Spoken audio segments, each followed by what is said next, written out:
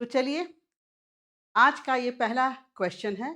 आज का पहला क्वेश्चन हम देखते हैं। क्या है क्वेश्चन?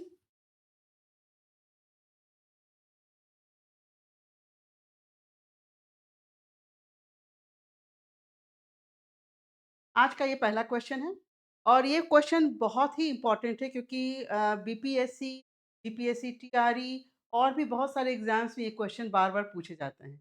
ये बहुत कॉमन क्वेश्चन है आपका, ठीक है? चलिए, who led the 1857 revolt in Bihar? ठीक है? क्वेश्चन क्या पूछ रहा है कि बिहार में 1857 के विद्रोह का नेतृत्व किसने किया था? ठीक है? Veerbakhsh, Babu Kunwar Singh, Veerbhan Singh, more than one of the above, none of the above. ठीक है? तो इसका क्या सही जवाब होगा? बाबू कुंवर सिंह। बाबू कुंवर सिंह। ठीक है? 1857 रिवोल्ट बिहार में किसने नेतृत्व किया था? बाबू कुंवर सिंह। और ये जमींदार थे जगदीशपुर के, ठीक है? 80 साल की उम्र थी इनकी, उस समय इन्होंने इसकी कमान सँभाली थी, ठीक है? चलिए, 80 साल के जमींदार उन्हें 25 जुलाई 1857 को दानापुर में जो विद्रोह करने वाले सिपाहियों की कमान सँभाली थी, ठीक है? और ईस्ट इंडिया कंपनी के खिलाफ ये गुरिल्ला एक्सपर्ट युद्ध तकनीक को अपनाते हुए इन्होंने लड़ाई लड़ी और ईस्ट इंडिया कंपनी की सेनाओं के साथ लगातार अपनी लड़ाई जारी रखा इन्होंने। ठीक है? चलिए नेक्स्ट क्वेश्चन, बहुत इंपॉर्टेंट क्वेश्चन है ये, ठीक है? Next question, Indian national Congress के इनमें से किस सेशन में चंपारण की समस्या पर चर्चा हुई थी? ठीक है? आपको क्या बताना है कि इंडियन नेशनल कांग्रेस के ये जो सेशन है Calcutta 1911, Patna 1912, Ramgarh 1940, more than one of the above, none of the above. इसमें आपको बताना क्या है कि इंडियन नेशनल कांग्रेस के इनमें से किस सेशन में चंपारण की समस्या पर चर्चा हुई थी? चर्चा हुई थी, ठीक है? तो कलकत्ता 1911 इसमें नहीं हुई थी, पटना 1912 इसमें भी नहीं हुई थी, रामगढ़ 1940 इसमें भी नहीं हुई थी, ठीक है? तो इसका आंसर होगा नन ऑफ द अबव। क क कहाँ पे हुई थी? लखनऊ सेशन। लखनऊ सेशन 1916 में चंपारण की समस्या पर चर्चा हुई थी। ठीक है? कब हुई थी? कब हुई थी? ये कांग्रेस 1916 में। उन 1916 में। ठीक है? कहाँ पर हुई थी? लखनऊ सेशन में हुई थी। चंपारण की समस्या पर चर्चा हुई थी। क्योंकि देखिए, कलकत्ता 1911 इस सेशन में उस समय तक ये चंपारण की के जो समस्या नहीं आई थी। ठीक है? बहुत पहले है ये सेशन। 1912 ये भी बहुत पहले है सेशन, बहुत पहले है, ठीक है? उसके बाद है रामगढ़ 1940 ये भी बहुत बाद का है, तब तक तो समस्या सुलझ गई थी, ठीक है? तो ये नेक्स्ट क्वेश्चन देखते हैं। हू गेव द फेमस स्लोगन इनकलाब जिंदाबाद? इनकलाब जिंदाबाद का मशहूर नारा किसने दिया था? किसने दिया था? हाकिम Ajmal Khan, Chandrashekhar Azad, Hazrat Mohani, more than one of the above, none of the above. ठीक है, ये भी बहुत इंपॉर्टेंट क्वेश्चन है, बहुत बार ये वेरियस कॉम्पिटिटिव एग्जाम्स में ये पूछे गए हैं, ठीक है? इनकलाब जिंदाबाद का नारा किसने दिया था? तो ये हजरत मोहानी ने दिया था। हजरत मोहानी ने इनकलाब जिंदाबाद का नारा दिया था। बाद में इसी नारा को चंद्रशेखर आजाद ने पॉपुलर किया था, ठीक है? लोकप्रिय बनाया था, ठीक है? हजरत मोहानी, हजरत मोहानी कब किया दिया था? 1921 में। बाद में भगत सिंह और चंद्रशेखर आजाद ने इस स्लोगन को लोकप्रिय बनाया था, ठीक है? नेक्स्ट क्वेश्चन चलते देखते हैं। The sun observation point of Aditya L1 satellite, Aditya L1 satellite का सूर्य ऑब्जर्वेशन पॉइंट क्या है? L1, L2, L3, more than one of the above, none of the above. ठीक है? तो इसका क्या जवाब होगा? L1। इसका जवाब होगा L1, ठीक है? ये L1 होगा, ठीक? ये फर्स्ट सोलर ऑब्जर्वेटरी है। भारत का ये फर्स्ट सोलर सूर्य प्रवृत्ति सिस्टम का लैंग्वेज पॉइंट L1 के चारों ओर एक हैलो ऑर्बिट में रणनीतिक रूप से रखा गया है। अब इसका डिस्टेंस कितना है? कितना डिस्टेंस है? 1.5 मिलियन किलोमीटर, ठीक है? ये जो पॉइंट रखा गया है L1, ये अर्थ से 1.5 मिलियन किलोमीटर है। मतलब ऐसा रखा गया है कि चाहे आपका ग्रहण लगे या रोटेशन हो या रेवोल्यूशन हो, चाँद का ये सॉरी कोई भी ग्रहण हो, उससे कोई भी फ़र्क ना पड़े, ठीक है? तो L1 पॉइंट ऐसा रखा गया है अर्थ से 1.5 किलोमीटर या ख़ास जगह जो पृथ्वी से लगभग 1.5 मिलियन किलोमीटर दूर है। सूर्य का लगातार बिना रुकावट के नज़ारा देखने का अहम फ़ायदा देती है, जिसमें पृथ्वी या चंद्रमा की वजह से कोई रुकावट या ग्रहण नहीं, कोई भी प्रॉब्लम नहीं होगा। इस तरह से ये पॉइंट रखा गया है, ठीक है? चलिए, नेक्स्ट क्वेश्चन है, बांग्लार माटी बांग्लार जल के लेखक कौन थे? जो असल में 1905 में लॉर्ड कर्ज़न द्वारा बंगाल के बँटवारे या बंगाल के विभाजन के खिलाफ एक विरोध गीत था और जिसके लिए हाल ही में पश्चिम बंगाल विधानसभा ने नए राष्ट्रगान के तौर पर एक प्रस्ताव पास किया है। ठीक है? तो आपको बताना है, ये जो गाना है बांग्लार माटी बांग्लार जल, ये ये किसने लिखी है? तो ये रवीन्द्रनाथ टैगोर ने लिखी थी। जब 1905 में बंगाल का विभाजन हुआ था, जो लॉर्ड कर्ज़न ने किया था, ठीक है?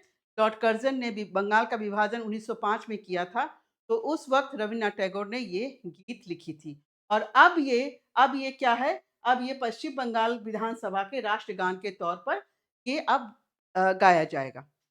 ठीक है? चलिए, नेक्स्ट क्वेश्चन, नेक्स्ट क्वेश्चन।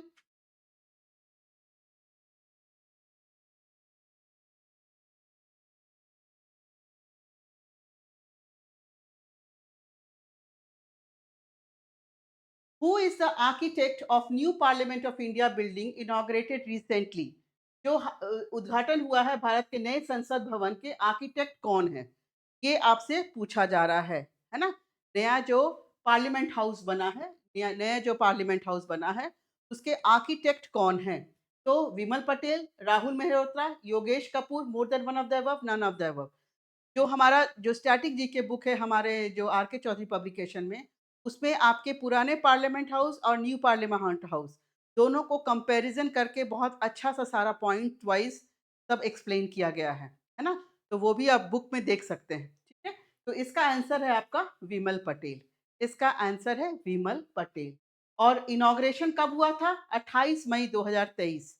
ये भी क्वेश्चन आपसे पूछी जा सकती है कि नए पार्लियामेंट हाउस का उद्घाटन कब हुआ है? तो वो है 28 मई 2023 को, है ना? प्रधानमंत्री नरेंद्र मोदी के द्वारा ये उद्घाटन हुआ था। ठीक है? चलिए, next question, which one of the following May 2023 में 76 कान फेस्टिवल में इनमें से कौन-सी भारतीय फ़िल्म दिखाई गई थी? ठीक है?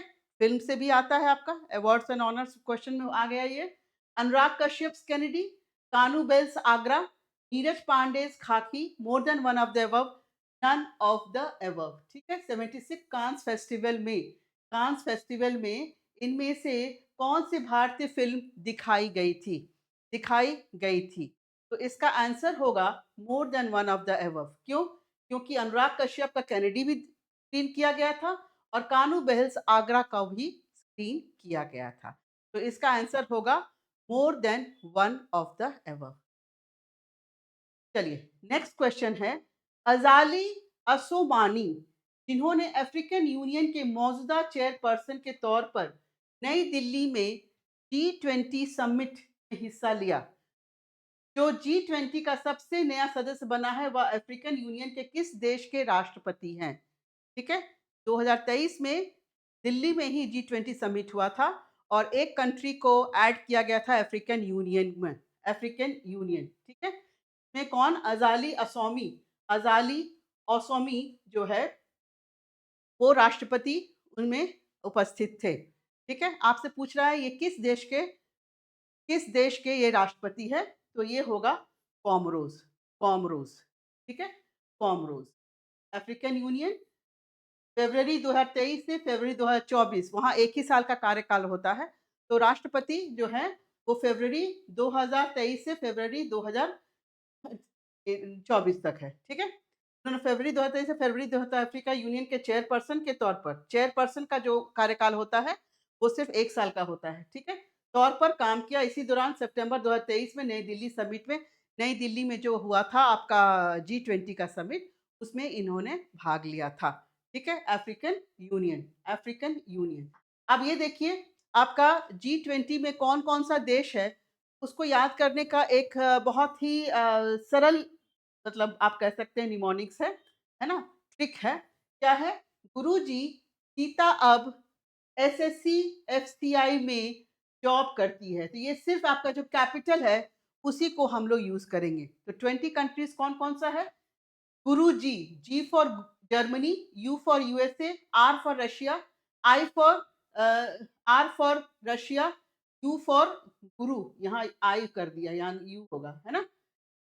United kingdom, J for Japan, I for India, T S for Saudi Africa Arabia, I for Indonesia, T for Turkey, A for Australia, A for Argentina, B for Brazil.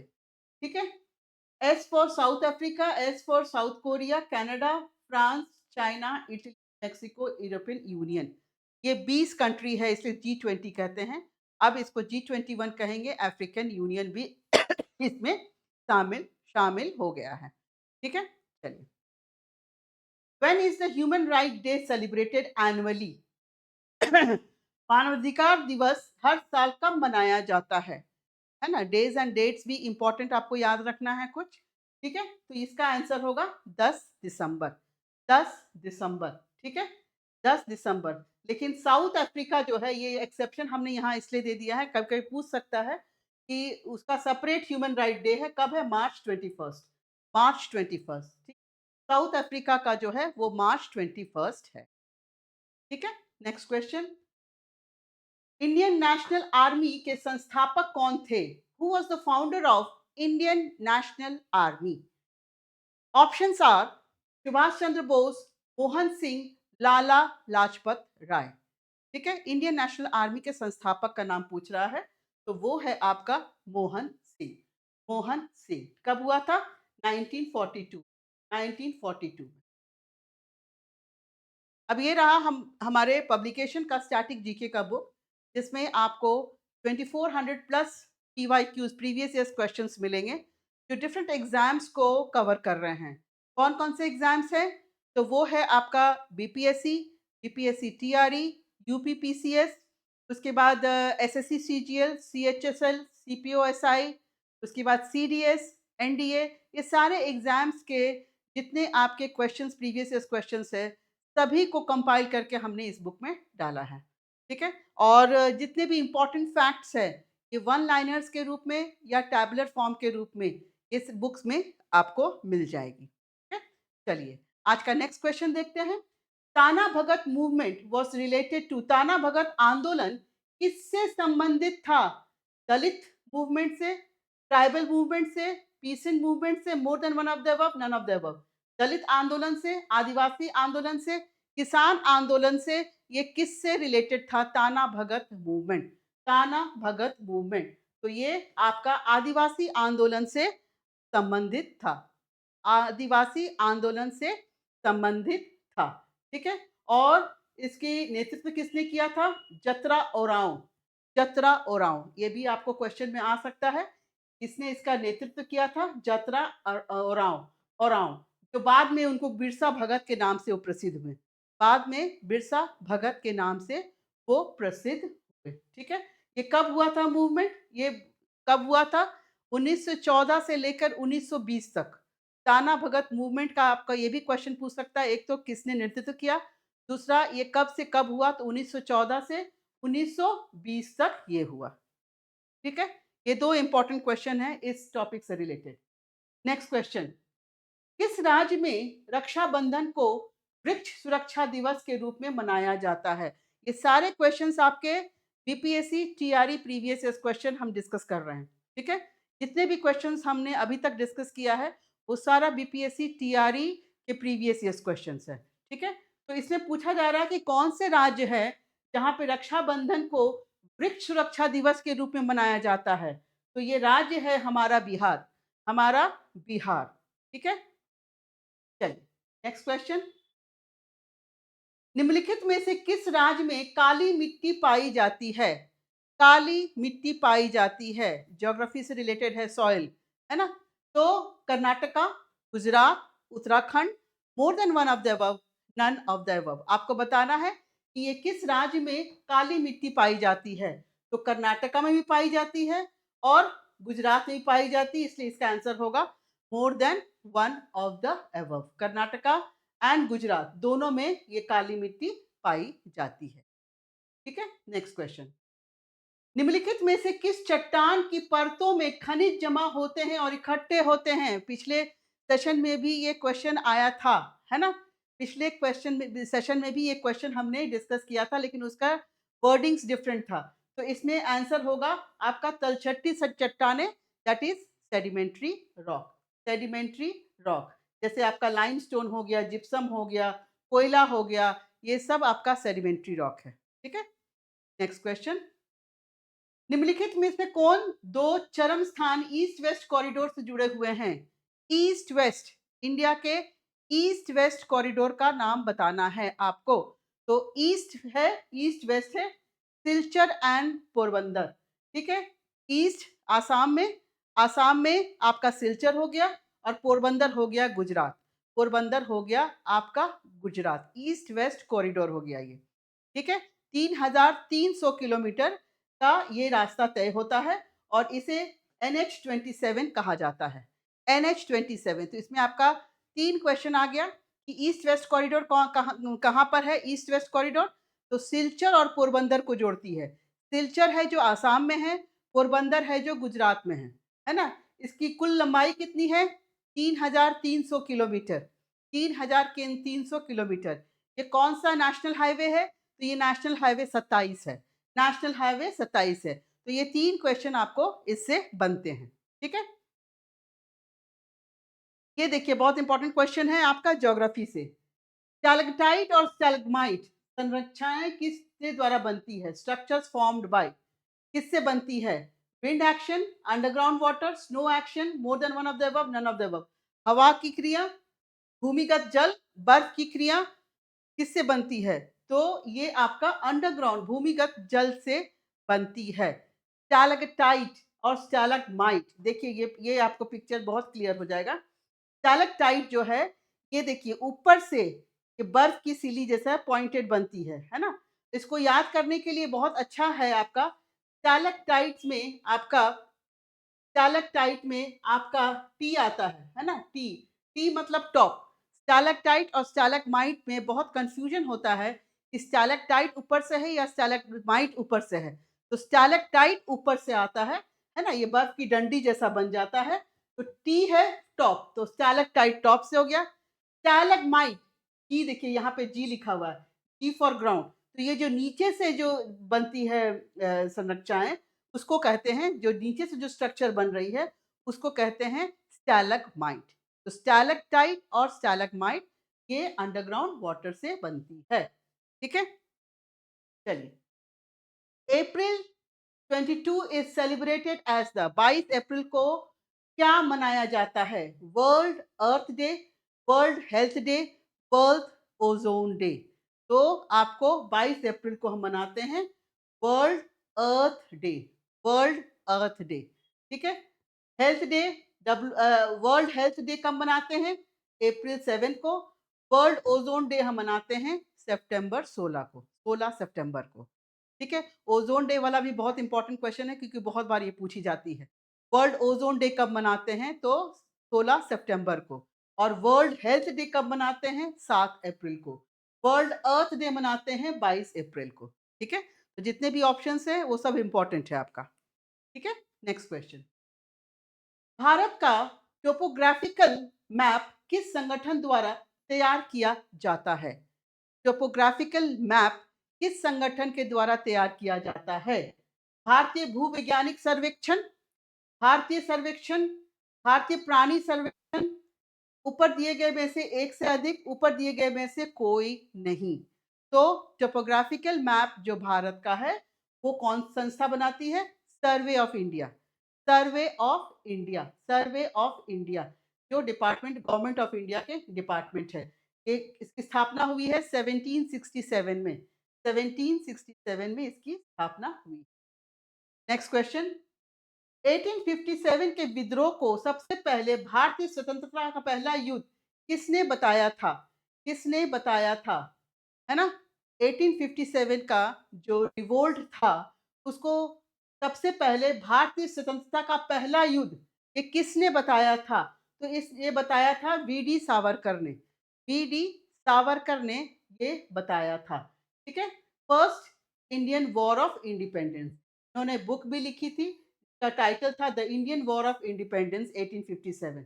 ठीक है? ओरिजिनली मराठी में ये लिखी गई थी और पब्लिश हुआ था 1909 में। ठीक है? चलिए, नेक्स्ट क्वेश्चन, निम्नलिखित में से कौन-सी घटना सबसे पहले हुई? ये सारा घटना दिया हुआ है, इसमें से बताना है आपको कि सबसे पहले कौन-सी घटना हुई थी? संथाल विद्रोह, बिरसा मुंडा का विद्रोह, कान्हा भगत आंदोलन, more than one of the above, none of the above. ठीक है? इनमें से सबसे सबसे पहले आपका संथाल रेबेलियन हुआ था। सबसे पहले संथाल रेबेलियन हुआ था 1855 से 1856 में। ठीक है? बिरसा मुंडा का हो गया था 1899 में, 1899 से 1900। और कान्हा भगत तो अभी हमने देखा 1914 से 1920। ठीक है? तो सबसे पुराना है संथाल रेबेलियन, जो ऑप्शन में है अभी, है ना?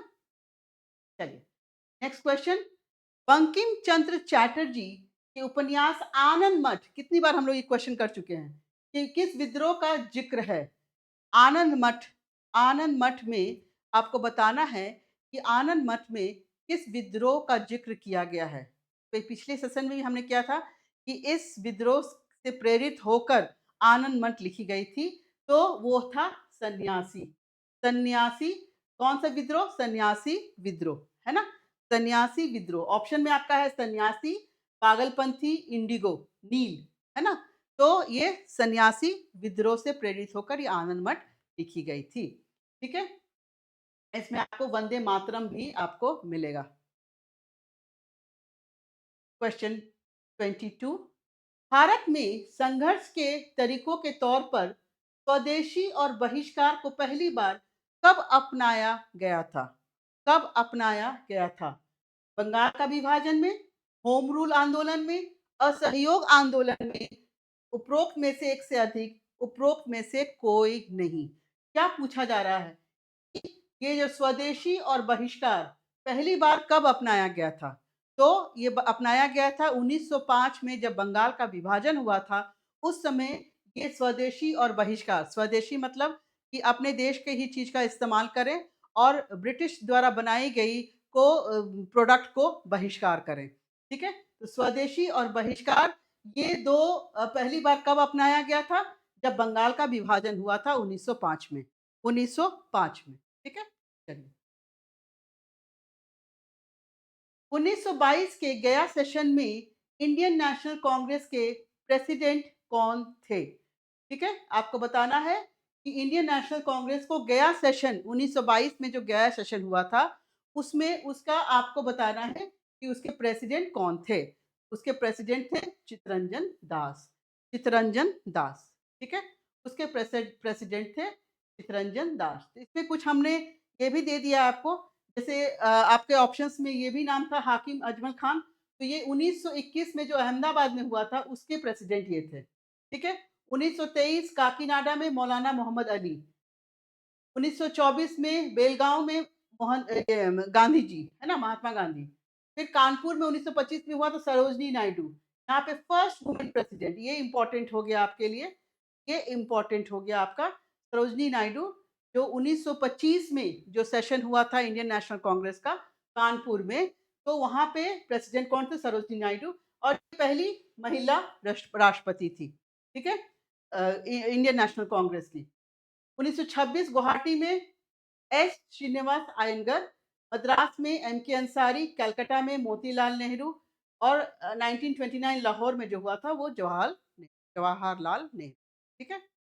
चलिए, नेक्स्ट क्वेश्चन, असहयोग आंदोलन के दौरान बिहार के किसानों का नेतृत्व किसने किया था? किसने किया था? ठीक है?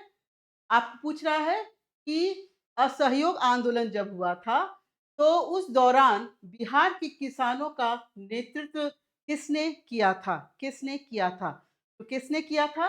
राजकुमार Shukla, Swami Vidyanand, Rajendra Prasad, more than one of the above, none of the above. इसका आंसर होगा स्वामी विद्यानंद, स्वामी विद्यानंद। चलिए, आज का ये लास्ट क्वेश्चन है। 1817 में कलकत्ता में हिंदू कॉलेज की स्थापना किसने की थी? कलकत्ता में हिंदू कॉलेज की स्थापना किसने की थी? Henry Vivian Derozio, David Hare, Jonathan Duncan, more than one of the above, none of the above. तो आपसे पूछा जा रहा है हिंदू कॉलेज जो कलकत्ता में 1817 में किसने स्थापना की थी? किसने की थी? तो डेविड हारे ने इसकी स्थापना की थी। ठीक है? किसके साथ मिलके? राजा राम मोहन राय। राजा राम मोहन राय के साथ मिलकर इन्होंने स्थापना की थी। कब? जनवरी 20, 1817। 1817। ठीक है? तो ये आज के सेशन में ये 25 क्वेश्चन हैं। ये सारे क्वेश्चन आपके प्रीवियस ईयर्स क्वेश्चन्स हैं बीपीएससी टीआरई के। ये जो लेट से जुड़े हैं उन्हें ये बता दूँ मैं कि ये स्टैटिक जीके का बुक हमारे आर के चौधरी पब्लिकेशन का ये बुक है। इसमें जितने भी प्रीवियस ईयर्स क्वेश्चन्स हैं डिफरेंट एग्ज़ाम्स के सबको कंपाइल किया गया है और ये एक तरह से आप कह सकते हैं ये क्वेश्चन बैंक है आपके लिए, क्वेश्चन बैंक है आपके लिए। ये रहा इसका कंटेंट। इसमें इंडेक्स आपका देखेंगे कि मैंने आर्ट एंड कल्चर को बिल्कुल अलग कर दिया है। आर्ट एंड कल्चर में जैसे बहुत सारे क्वेश्चन आते हैं डांसेस ऑफ इंडिया में, folk dance, classical dance, temples of India, festivals of India, ये सारे जो हमने अलग कर दिया, इंडियन पेंटिंग्स, मॉन्यूमेंट्स, उसके बाद गेम्स एंड स्पोर्ट्स से बहुत सारे क्वेश्चन्स आते हैं, अवार्ड्स एंड ऑनर्स से बहुत सारे क्वेश्चन आते हैं। तो इसको इस सेक्शन को मैंने बिल्कुल अलग कर दिया है। इसमें आपका सारा मिलिट्री एक्सरसाइज़ेज़ है, सेंसस ऑफ इंडिया से भी बहुत सारे क्वेश्चन आते हैं। जितने क्वेश्चन आए हुए हैं अभी तक 2025 तक, ये सारे को हमने कंपाइल कर दिया है सेंसस ऑफ इंडिया में। उसके बाद जितने गवर्नमेंट प्रोजेक्ट है, गवर्नमेंट स्कीम है, कलर रेवोल्यूशन से भी क्वेश्चन आते हैं, है ना? तो जो आपके इम्पोर्टेंट है from GK point of view से, वो सारे को हमने इसमें कंपाइल किया है। तो ये बुक आपके लिए मुझे लगता है कि बहुत ही यूज़फुल है। आप इसे हमारे पब्लिकेशन में जाकर आप इसे ऑर्डर कर सकते हैं। चलिए, आज का सेशन बस यहाँ तक ही। Thank you and have a nice day. Thank you.